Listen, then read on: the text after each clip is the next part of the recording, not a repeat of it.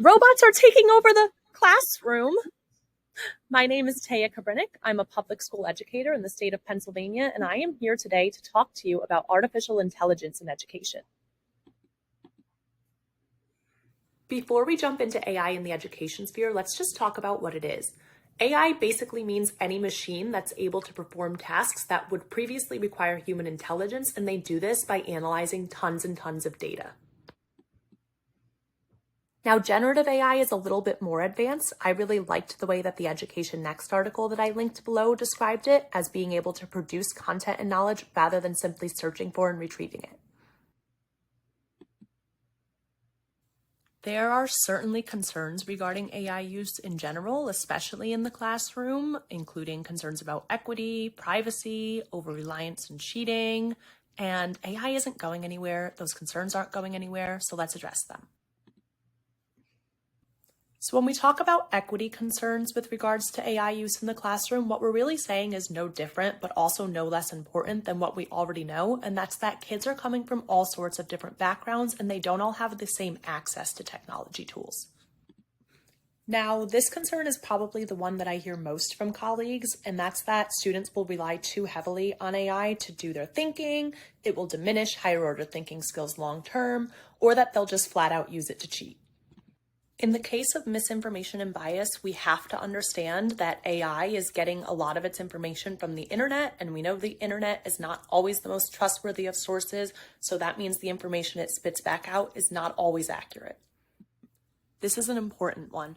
Because it's literally AI's job to collect and analyze as much data as it possibly can, there is no guarantee that your private information will not be collected and analyzed, and also no guarantee that content will always be age appropriate.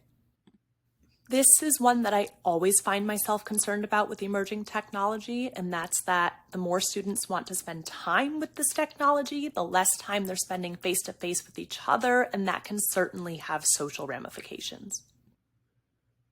Now might be about the time where you're ready to ask me, why would I even use this in my classroom? Well, I'm hoping to show you rather than tell you, but some of the tools that I'm about to share can help you save a lot of time, actually increase equity and student engagement.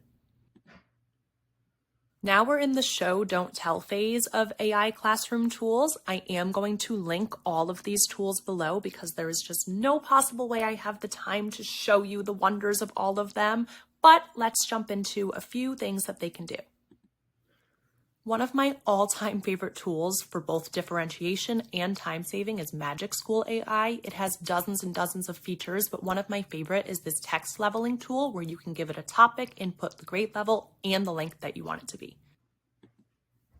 PowerBuddy is a new integration into PowerSchool that I'm really excited to try this year. It can be used to generate content, as a student tutor, and even as an administrative assistant to translate and send emails. Another great one for saving time is Slides AI, and the great news is you can now download it as an extension and use it right within Google Slides. You give it a topic, a little bit of information, and your length, and it will generate slides for you.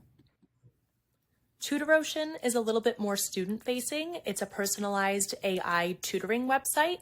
I really like that after each lesson it generates a quiz, students take it, and then it gives very specific feedback.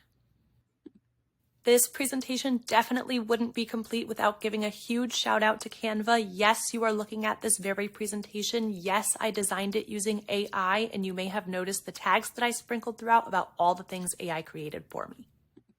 Now that we have information on both sides, it still boils down to the question of whether we use it in the classroom or not. How much do we use it?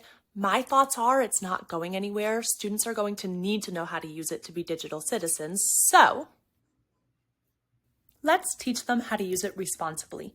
Tools like this acceptable use scale from the Education Week link below can help teachers find some middle ground between totally throwing AI out the window and that, robots are taking over feeling. So to recap, robots aren't taking over the world or the classroom, at least not quite yet, but it is important to take our concerns with AI seriously, recognize there are many benefits in classroom tools, and find some middle ground.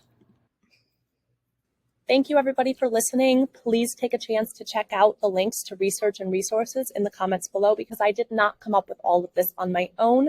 However, I do really hope that you found something useful to you in your classroom.